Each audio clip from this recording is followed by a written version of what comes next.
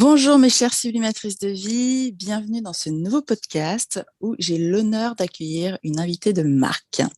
Donc pour celles qui ne me connaissent pas, je me présente, je suis Patricia Pluton, je suis coach de leadership au féminin et j'accompagne les femmes entrepreneurs, managers et dirigeantes à atteindre leurs objectifs parce que je suis intimement convaincue que chaque femme mérite de réaliser ses rêves, d'atteindre ses objectifs et de s'autoriser à aller vers ce qu'elles aiment. N'attendons pas plus d'une seconde, nous allons accueillir notre invitée qui est Isabelle Goudet-Lavarde, qui est actuellement formatrice en communication non violente, j'insiste, certifiée par le CNVC et comédienne. Bienvenue à toi Isabelle. Salut Patricia, merci de m'accueillir. Comment vas-tu? Avec grand plaisir. Écoute, je me sens plutôt en forme et heureuse d'être à tes côtés, de te retrouver après toutes ces années où on s'était un peu perdu de vue en fait. C'est vrai, tu as raison, on s'est rencontrés dans une autre vie quelque part. C'est tout à fait juste. Pour celles qui nous écoutent et qui ne te connaissent pas, est-ce que tu pourrais nous partager ton parcours, te présenter en quelques mots, s'il te plaît? Alors, c'est toujours un exercice de synthèse un peu difficile pour moi. J'ai quand même l'impression d'avoir, je ne sais pas, 5 vies et toujours une sixième sur le point de démarrer. Donc aujourd'hui, je suis en tournée avec 2 spectacles et c'est des spectacles qui sont dans le prolongement d'une activité de médiatrice et formatrice en communication non violente. J'ai ouvert un cabinet spécialisé dans la gestion des conflits en 2008 et ce cabinet, cet organisme de formation, je l'ai ouvert avec mon mari, avec qui je suis en couple depuis le début des années 2000. Mais c'est aussi grâce à cette rencontre finalement que je me suis intéressée au sujet qui me passionne aujourd'hui, la communication non violente, parce que c'était l'époque où j'étais pétrifiée de me remettre en couple. À l'époque, j'étais directeur général des services dans des villes de la région parisienne et je voyais pas vraiment l'intérêt de se remettre en couple parce que je me sentais tellement démunie à pouvoir traverser des crises et en sortir vivante. Voilà, que je me suis intéressée à ces questions. Et juste pour remonter un cran au-dessus de cette expérience de directeur général des services, j'étais aussi avant commissaire aux comptes, expert comptable. D'accord, donc effectivement, plusieurs vies. C'est ça.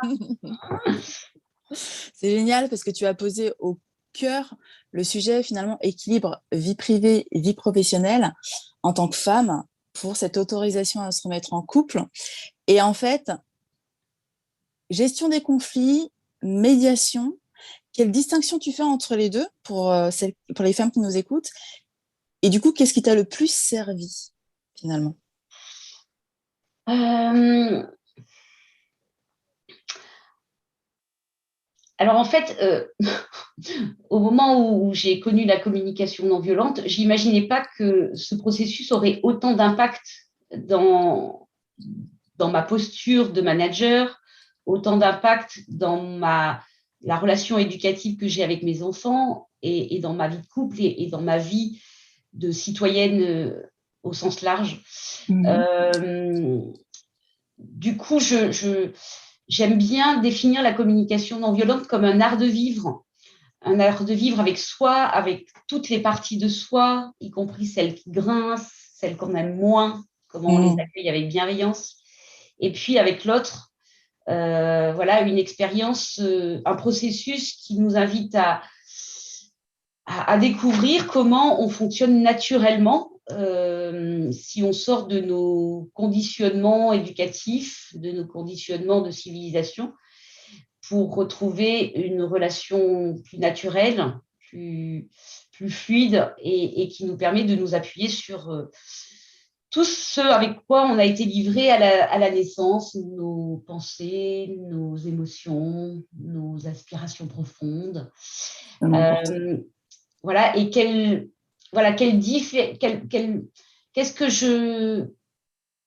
j'aime bien mettre en évidence dans ma façon de voir le conflit, c'est que j'aime bien me souvenir que j'ai le choix. J'ai le choix entre avoir raison et rester en lien. Et voilà. Et à partir de là, on peut s'intéresser à différentes manières. Et qu'est-ce que tu choisis aujourd'hui, du coup? Est-ce que tu choisis d'avoir raison? Est-ce que tu choisis de rester en lien? Si je me pose la question, est-ce que j'ai envie d'être le convaincu? Je sais que même si je gagne sur l'autre, en prenant le pouvoir sur l'autre, j'introduis pas quelque chose de durable et de respectueux des besoins mutuels. Donc, je sais que j'ai envie de faire l'effort, j'ai envie de construire un monde, de participer à un monde qui porte mes valeurs de bienveillance, de rencontre, de compréhension mutuelle. Et du coup, moi, j'attache de l'importance au dialogue, à la rencontre, à l'écoute. Et je choisis d'être plutôt dans ce genre de relation. Quand je retrouve tous mes moyens, parce que ce n'est pas si facile de garder toutes les ressources au service de cette intention. Bien évidemment, bien évidemment. Et dis-moi, qu'est-ce qui t'a amené à la comédie, en fait? Parce que tu es comédienne, on est d'accord. C'est ça. Alors, en fait, ça, c'est complètement improbable parce qu'on me l'aurait raconté, je ne l'aurais pas cru. En fait, je donnais une conférence à Montparnasse sur la gestion des conflits. Et dans la salle, il y avait une metteur en scène qui s'appelle Emilia Santucci, que j'admire par ailleurs sur ce qu'elle fait quand elle met 40 personnes sur scène, quand elle fait des grands shows comme ça. Et elle vient me voir à la sortie, elle me dit « Mais là, il y a tout pour faire un spectacle. » Alors moi, je ne voyais pas trop comment... D'abord, je ne voyais pas comment faire un spectacle avec ce que je faisais. Et donc, on s'est mis tout un hiver à boire des tisanes au coin du feu sur mon canapé orange. Et ça a donné Rendez-moi la vie plus belle. Donc, c'est vraiment le fruit d'une rencontre, d'une belle rencontre. Et c'est un spectacle qui a super bien marché et qui continue, avec lequel je relance une tournée, avec lequel j'ai joué le 20 septembre à Tours, là. Donc c'est vraiment, c'était il y a 6 ans maintenant. Ouais, c'est ça, c'était en 2015. Et ça a été un virage, mais au départ, je pensais que c'était un petit truc de copine au coin du feu. Puis non, en fait, pas du tout. C'est devenu quelque chose de très sérieux qui est porté par Musidrama aujourd'hui, un producteur parisien. Donc, voilà, ça a pris une tournure assez inattendue, mais tellement réjouissante. Et comment tu t'es autorisée à ouvrir le champ des possibles, en fait? Parce que effectivement, c'était inattendu, comme tu le dis, le fruit d'une rencontre, et tu as sauté le pas, en fait. Qu'est-ce qui t'a poussé à sauter le pas? Parce que ça peut aider nos auditrices aujourd'hui, en fait, si elles ont envie. Moi, j'ai reçu un cadeau de mon père. En fait, mon père, je l'ai entendu dire toute sa vie, il était chef d'entreprise, il avait tout bâti de zéro, il avait une belle affaire et il pouvait être très fier de ce qu'il avait fait. Sauf que toute sa vie, je l'ai entendu dire, quand je serai à la retraite, je ferai le tour du monde. Quand je serai à la retraite, j'apprendrai les hiéroglyphes. Quand je serai à la retraite, voilà, il y avait toute une liste de quand je serai à la retraite. Et quand il a été à la retraite, il est mort. Et donc, en fait, moi, il m'a laissé un grand cadeau qui est t'as qu'une vie. T'as qu'une vie et personne ne vivra à ta place. Donc ça m'a donné à regarder les occasions de vivre ce que j'avais envie de vivre quand elles se présentaient. Et puis, comme j'ai un petit grain de folie et une part qui aime l'aventure, l'innovation, et du coup, c'est vraiment un super cadeau, quoi. Parce que même quand j'ai quitté la fonction publique territoriale, dans laquelle j'avais des fonctions que tout le monde m'enviait, enfin voilà, c'était très improbable que je lâche pour aller vers un choix qui était incompris de tous, mais voilà, qui m'enthousiasmait de pouvoir travailler avec mon mari, de faire quelque chose de ce qu'on avait découvert en couple, de pouvoir le transmettre à notre tour, de se mettre au service du dialogue des personnes qui avaient perdu le lien entre elles. Ça m'enthousiasmait. Et pour autant, j'adorais le métier que j'avais fait pendant 17 ans en tant que directeur général des services de ville. Oui, parce que rappelons-le, pour les personnes qui nous écoutent et qui ne savaient pas en fait ce que c'est qu'être directrice générale des services au sein d'une collectivité territoriale, c'est comme si vous étiez chef d'entreprise en fait et que vous aviez à manager, alors selon la taille, ça peut aller de une dizaine de personnes jusqu'à une centaine de personnes, si ce n'est des milliers de personnes. Voilà. Donc c'est comme si vous aviez une entreprise à manager au quotidien sur les différentes dimensions, que ce soit RH, finance, stratégie, et l'opérationnel, bien évidemment, n'oublions pas l'opérationnel. Donc, tu avais vraiment la casquette de chef d'entreprise, tu avais la reconnaissance de tes pairs et tu t'es autorisé à sauter le pas. Et tu en es satisfaite, tu es aligné en fait. Tu t'es autorisé avec ton cœur, c'est ce qu'on entend en fait. Oui, c'est ça. Oui, c'est pas toujours très confortable de faire ses choix parce que le saut dans l'inconnu, c'est assorti à l'inconnu. Et l'inconnu, ça fait peur. Et en même temps, moi, je suis heureuse d'avoir eu cette audace parce que ça m'a ouvert à des personnes, à des univers, à des rencontres, à réveiller chez moi des talents qui étaient un peu enfouis, à jouer la comédie, par exemple. Voilà, je pouvais avoir fait du théâtre dans des clubs amateurs des années, mais ça n'a rien à voir avec ce que je fais aujourd'hui. Et voilà, donc je suis enchantée d'avoir profité de toutes ces ouvertures et de toutes ces rencontres. C'est génial que tu rappelles cette zone inconfortable pour permettre d'atteindre cette zone de magie en fait où tout s'ouvre. Donc ça, c'est vraiment génial. Bravo à toi encore une fois. Parce que du coup, c'est inspirant. Et petite question, parce que tu as eu plusieurs casquettes, plusieurs vies, clairement. Et par rapport à la femme que tu es aujourd'hui, celle qui s'autorise, avec un peu de recul sur ton expérience, quels ont été, selon toi, tes plus gros challenges pour arriver à devenir la femme que tu es aujourd'hui?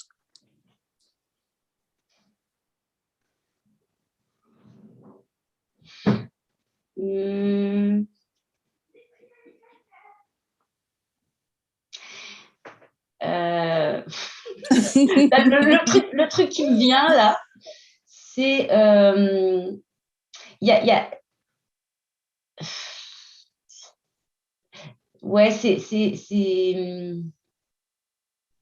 c'est l'humilité, c'est accepter avec humilité que il y a une phrase de l'abbé Pierre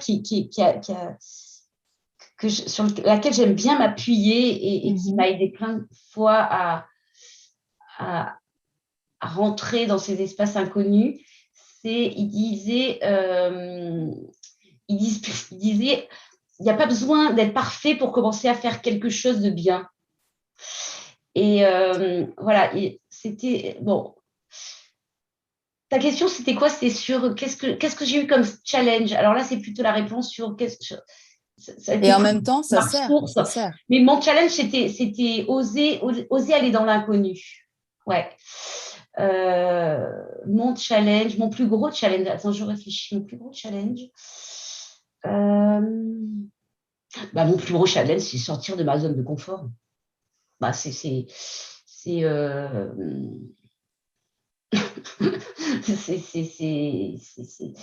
faire face à la critique. Je veux dire, quand j'ai lancé mes spectacles, même mes enfants me disaient non mais maman, tu le dis à personne, on va pas être ridicule, tu nous ridiculises. Donc c'était, j'en ai fait même une conférence TED parce que ça a été faire face à toutes les projections des personnes qui nous veulent beaucoup de bien Qui nous parce aiment. qu'elles ont peur pour nous C'est ça. et qui aimeraient nous protéger de tous les risques qu'elles voient, qu'elles imaginent, qu'elles projettent. Et, euh, et comment rester en lien avec ces personnes, parce que c'est le but, hein, c'est de continuer à rester entouré avec les personnes qu'on aime, tout en osant sortir d'une zone de confort qui fait peur à tout le monde. Donc, il y a vraiment à Comment tu as fait du coup? accueillir la critique.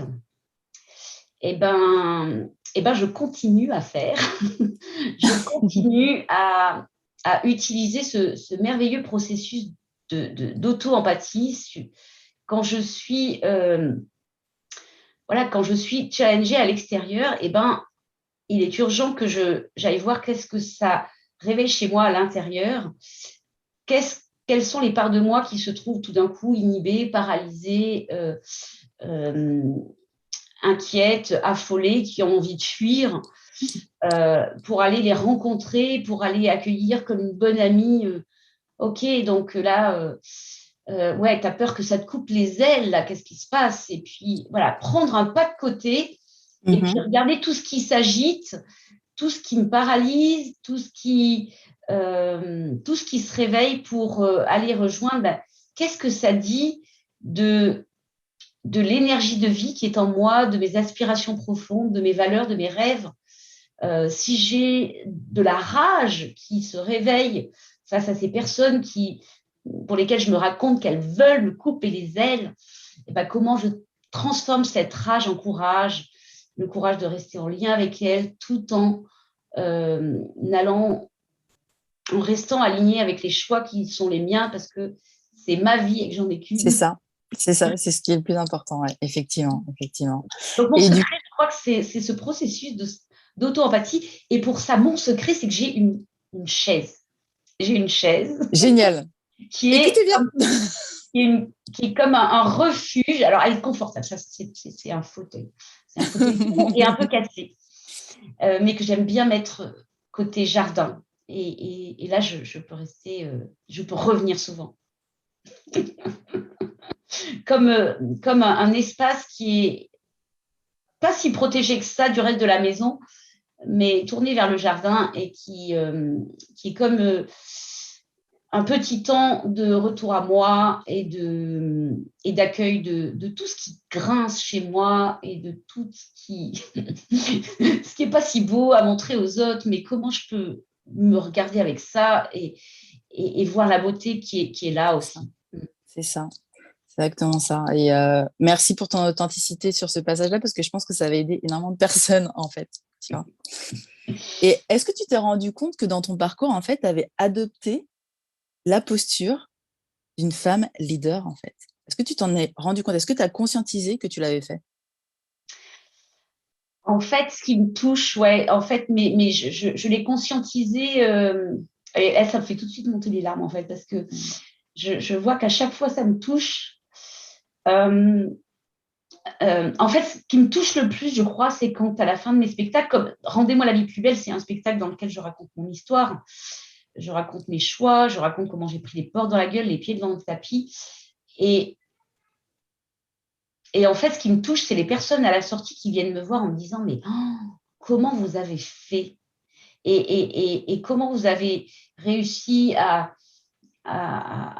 rester en lien avec vos chefs dont vous vous racontez qu'ils étaient harcelants, qu'ils voulaient tout pour hier, comment vous avez réussi à, à embarquer des équipes alors que tout le monde se tirait dans les pattes parce qu'il y avait plein de conflits qui étaient là, comment... voilà, et donc, ouais, je crois que ce partage, il inspire d'autres personnes parce qu'elles me le disent. Et, euh, et du coup, c'est aussi comme une invitation à dire nos vulnérabilités. Parce que oui, je le partage d'une manière assez décomplexée dans mes spectacles. Ouais. Et en même temps, c'est ma vraie histoire, un tout petit peu forcer le trait sur, voilà, sur Brigitte à la caisse de la piscine, un peu forcer le trait sur mon chef, passe pas l'encadrement des portes, mais c'est et qui nous offre un sucre pour ne pas perdre de temps pour aller déjeuner. Mais tout ça, c'est vrai quand même. Et c'est vrai, ça m'a hyper challengée et je n'ai pas trouvé les réponses tout de suite à toutes mes questions. Voilà. Donc, ouais, j'ai cherché, je n'ai pas trouvé. Je me suis sentie beaucoup démunie. J'ai essayé des choses qui avaient été inspirantes quand j'avais quand j'avais vu les autres le faire. Voilà, ça n'a pas toujours été au service. J'ai lu des livres qui ont eu des conséquences tragiques pour mes équipes, les petits traités de manipulation à l'usage des gens honnêtes, par exemple.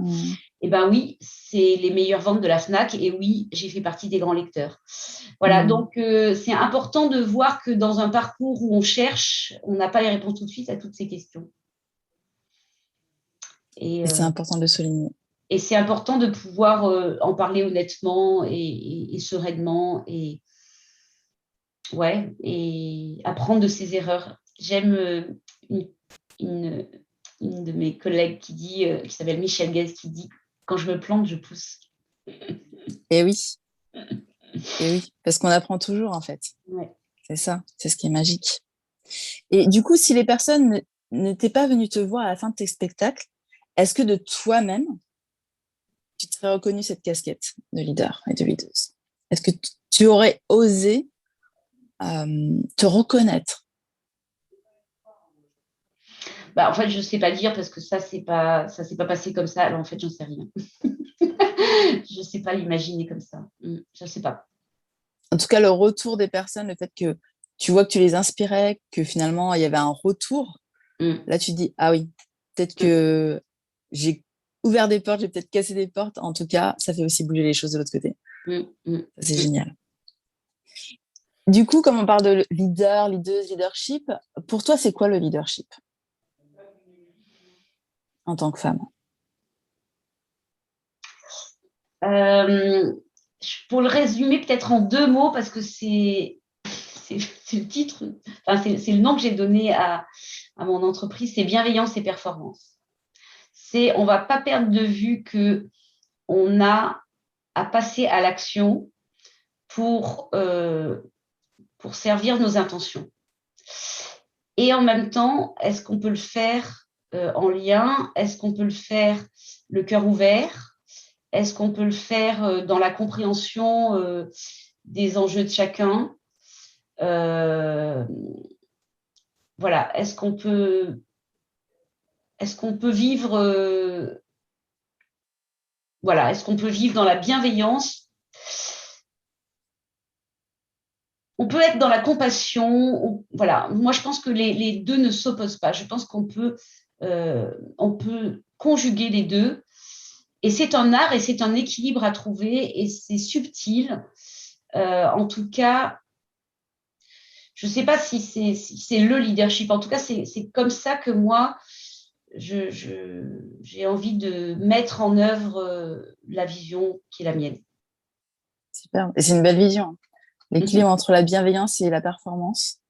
Pour justement faire en sorte que les lignes bougent. Donc ça, c'est magnifique. Est-ce que selon toi, du coup, parce que tu as quand même été directrice générale des services, ce qui n'est pas rien. Là, aujourd'hui, tu es comédienne, ce qui n'est pas rien non plus, on est d'accord?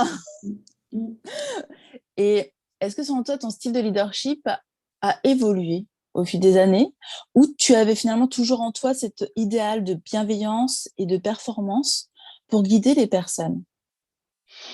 Non, mais moi, j'ai pu passer par des phases extrêmement tyranniques où mes demandes n'étaient pas des demandes, c'était des exigences, parce que je n'avais aucun repère sur comment ouvrir des espaces de négociation, de rencontres. J'avais des confusions majeures sur l'empathie et la sympathie. Oui, je pouvais avoir un cœur ouvert au point d'être un cœur éponge.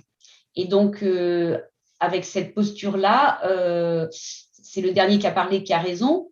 Et quand ça m'empêche de garder le cap avec mes valeurs, je vais passer de la sympathie à l'antipathie. On peut être très copains et puis tout d'un coup, quand on est en désaccord, on passe dans l'antipathie. Donc, en fait, pour moi, à défaut d'avoir cette pratique développée chez moi, je pouvais être dans du on-off. Et j'étais dans des espaces d'impuissance totale, soit où je remettais mon pouvoir à l'autre, et du coup, je me voyais en dessous, et comme dans des relations de dépendance, etc., ou au-dessus, parce que de toute façon, je ne voyais pas comment survivre et prendre soin de mes besoins tout en restant dans le lien. Donc, je prenais le pouvoir sur.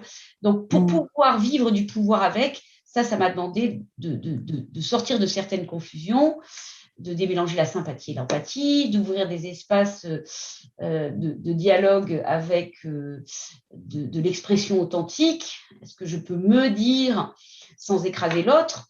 Et est-ce que je peux t'écouter sans m'écraser? Voilà, donc... non, ça a été un grand travail. Et moi, je crois pas que la paix et la bienveillance, ça puisse être une incantation. C'est un travail. La D'accord. paix, c'est un travail. C'est important que chacun investisse de l'énergie, du temps, voilà, se remobilise sur cette dimension, sur des pratiques, si c'est une valeur importante. Tout le reste, c'est des vœux pieux. Bien sûr, effectivement. Je suis totalement d'accord avec toi là-dessus. Et j'espère que nos auditrices suivront tes conseils parce que depuis le début, tu donnes vraiment de véritables clés et des clés pratico-pratiques. Donc, écoutez, réécoutez le podcast et surtout appliquez ce que Isabelle vous dit. Merci. Tout à l'heure, tu citais l'abbé Pierre. Donc, est-ce que c'est ta citation, ton mantra préféré, ou est-ce que tu as eu d'autres citations qui t'ont accompagné pendant le développement de ta carrière, pendant les phases de décision importantes, pendant ces phases de réflexion pour justement affronter les critiques, ou en tout cas les observations qui sont des projections en réalité, comme tu l'as très bien souligné, les projections des peurs et de l'insécurité que notre entourage peut avoir. Est-ce qu'il y a des choses qui t'ont accompagné? Oui, moi, j'aime beaucoup aussi Gandhi quand il dit soyons le changement qu'on aimerait voir advenir dans le monde. C'est-à-dire que est-ce que je peux faire des choix qui sont alignés avec mes valeurs? Voilà. Est-ce que je peux aller voir à l'intérieur avec quoi je suis en guerre? Et qu'est-ce que ça dit de ce que j'ai à transformer? Est-ce que je peux regarder en face la part de violence qui m'habite? Et il y en a chaque matin, chaque jour. Et ce serait une nouvelle violence que d'être dans ce déni-là. Voilà, donc, ouais, c'est des grands monsieur. Ouais, ça me suit. Ça suit. Voyons le changement que nous voulons voir advenir dans ce monde. Ça commence par soi, on est d'accord. Tu nous as parlé de bienveillance, de performance, d'empathie et de vulnérabilité. Quelle distinction tu fais entre les deux, au cas où, si ce n'est pas clair pour les personnes qui nous écoutent? Déjà, première question, après on viendra à la deuxième qui me trotte dans la tête.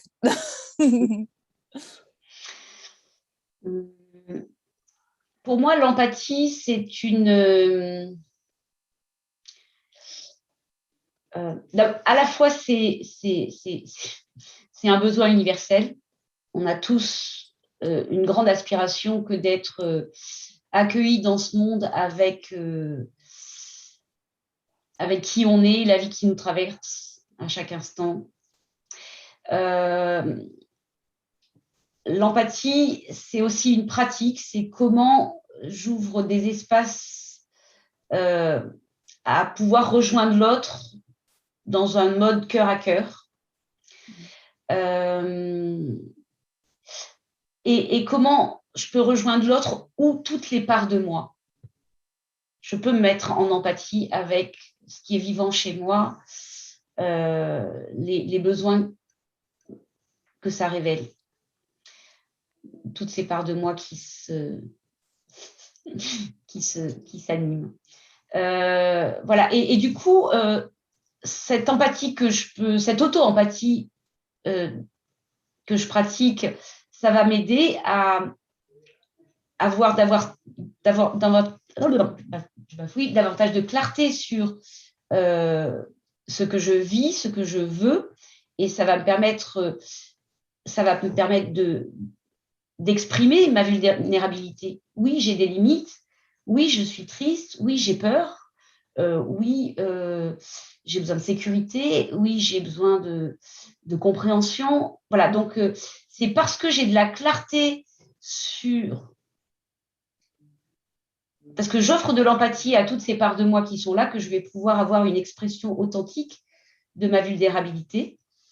Et puis, donc les deux sont liés. Et puis aussi parce que j'ai les moyens de rester le cœur ouvert, y compris quand l'autre me partage sa vulnérabilité, sa colère, sa rage, ses peurs, ses projections sur moi, que je vais pouvoir rester en lien avec lui, avec sa vulnérabilité. Donc, les deux sont complémentaires pour pouvoir rester là. Et tu parlais tout à l'heure de donc, bienveillance et performance dans cette vision du leadership. Est-ce que tu penses que justement cette empathie et cette vulnérabilité, donc effectivement c'est un travail, faut savoir surfer en fait et accueillir ce qui se passe en nous.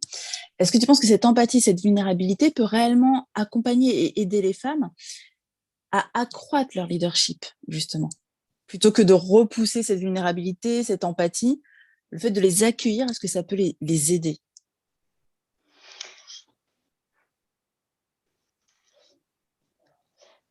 Moi, j'aime bien... En fait, en tout cas, pour moi, je sais juste partager comment je le vis. En tout cas, c'est parce que j'accepte de voir ma vulnérabilité que je vais rester au plus près de mes valeurs, de mes aspirations, de ma vitalité. C'est quand je rencontre ma vulnérabilité que je retrouve le contact avec une puissante énergie de vie, avec la puissance qui est la mienne, dans les limites dans lesquelles je suis d'une réalité de mon corps, d'une réalité de mon cœur, d'une réalité de mon environnement, du cadre dans lequel je peux agir. Et voilà, je pense que ça... Moi, en tout cas, moi, cette façon de vivre avec ma vulnérabilité me permet de vivre ma vie à moi avec toute ma puissance, le cœur ouvert sans complaisance. Voilà. Et je ne sais pas si ça peut servir à d'autres. Je sais juste dire qu'aujourd'hui, c'est ça que je transmets dans mes formations. Et voilà, je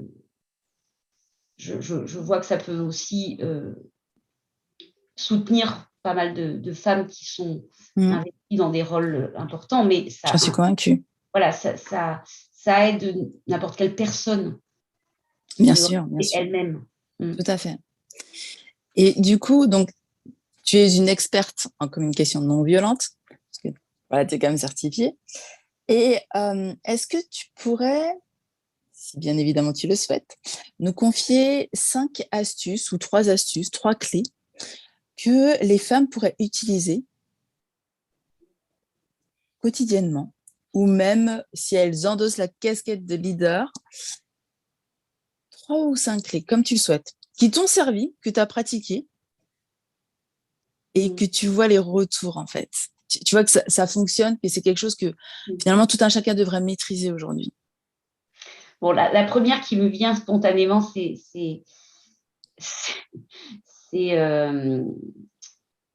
la gratitude. C'est comment je prends le temps de chaque jour de me réjouir de tous les cadeaux qui sont là dans ma vie. Le cadeau d'être en vie quand je me réveille le matin, le cadeau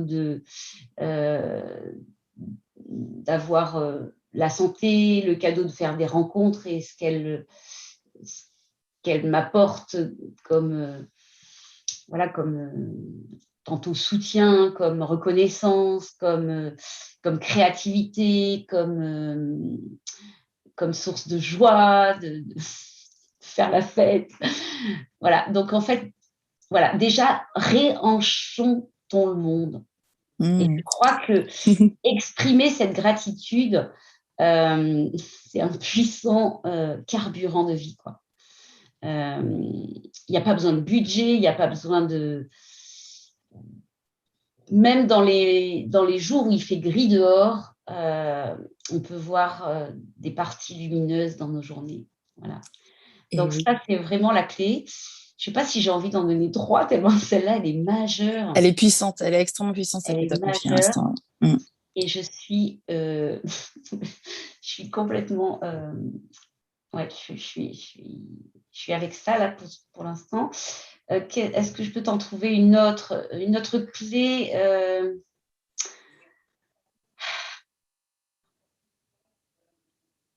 En tout cas, si vous arrivez à appliquer chaque jour la magie de la gratitude, sincèrement, votre vie va être transformée, clairement. Je vous le certifie. Ouais. Ça, c'est clair et net. Ouais, ça c'est chouette. Qu'est-ce que je pourrais proposer? Voir comment je peux apprendre de mes erreurs. Accepter de ne pas être parfait et s'aimer avec nos imperfections. Et voir que ouais, on a des limites, que parfois on les oublie et ça nous joue des tours. Donc, apprendre que quand on se plante, on pousse, qu'on apprend de nos limites, on apprend que voilà, on fait des apprentissages chaque jour.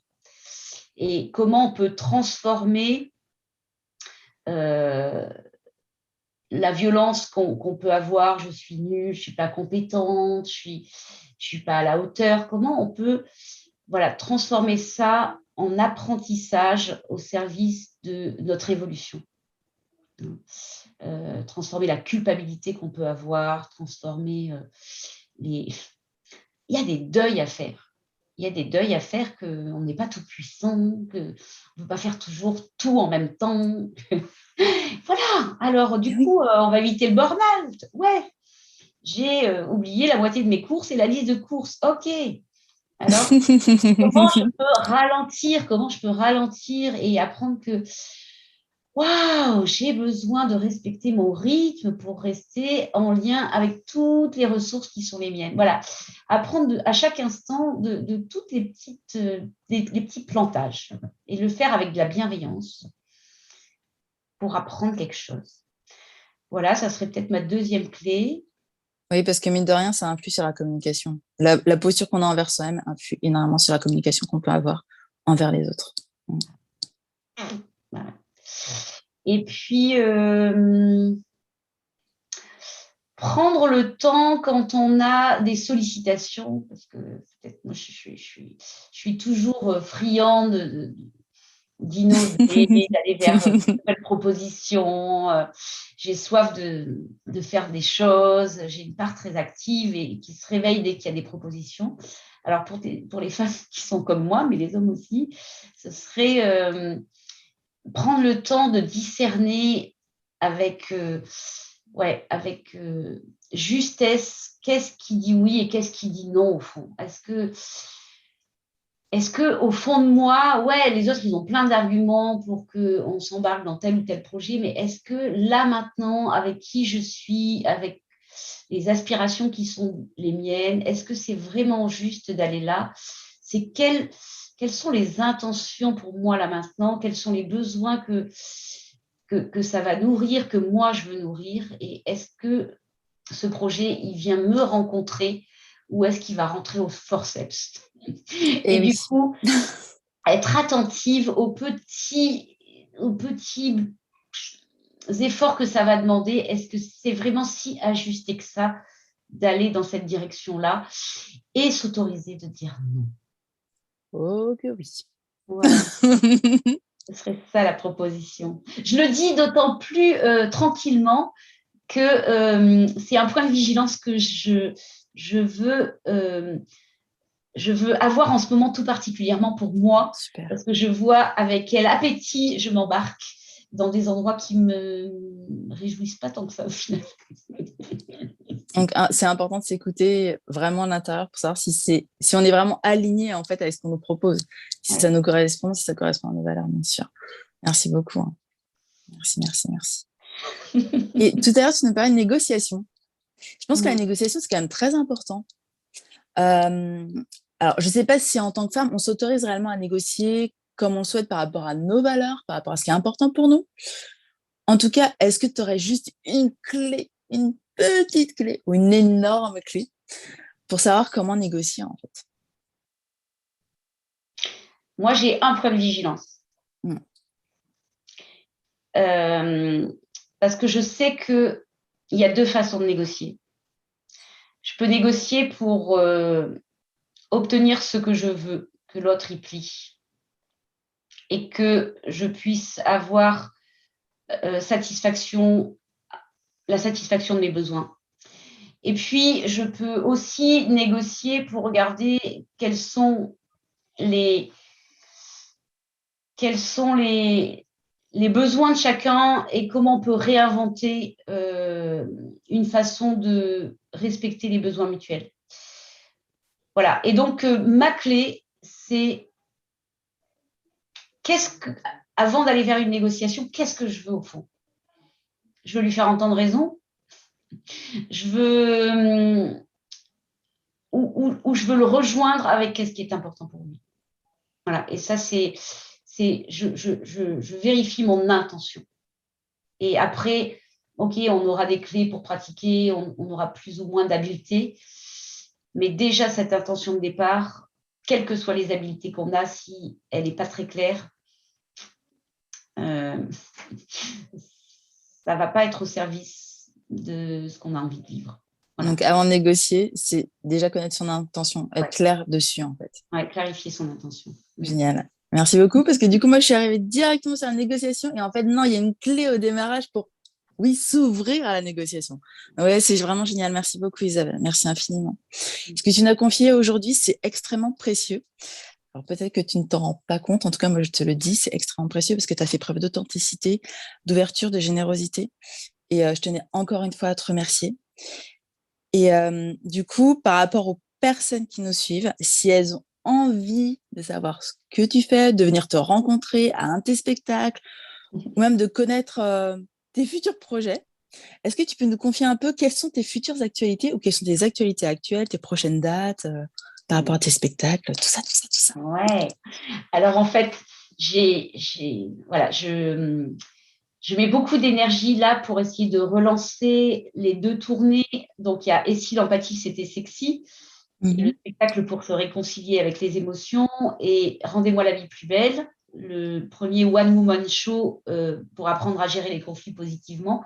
Donc, après 20 dates de tournée d'annulées pendant le confinement, voilà, je suis en train de relancer ma tournée, et ça, c'est une façon de découvrir mon univers que de venir me voir en salle. Les dates sont sur le site bienveillanceetperformance.fr ou sur isabellegoudelavard. Non, isabellegoudelavard.com. Tu nous donneras le lien, hein? Oui, on est d'accord. je donnerai le lien. Super. Une autre façon de découvrir plus en profondeur les clés que je vous ai partagées aujourd'hui sur la communication non violente, c'est de faire des petites formations. Il y a des modules 1, 2, 3 en 2021, des modules de base de la communication non violente. Donc, on peut retrouver aussi sur mon site. Et voilà, et j'ai aussi des podcasts sur Spotify où je partage des clés de reconnexion à soi et aux autres. Génial, magnifique. Merci beaucoup. Merci, merci. Eh bien, écoutez, mes chers sublimatrices, j'espère que ce podcast vous aura plu. Isabelle nous a fait l'honneur de sa présence. Vous avez énormément de clés dans ce podcast, c'est juste phénoménal. Donc, je vous invite à l'écouter et le réécouter en cas de besoin et surtout, surtout, surtout, appliquer et pratiquer parce que c'est aussi la clé Voilà. Bah, merci beaucoup Isabelle. Et puis, du coup, à très vite, mes sublimatrices de vie.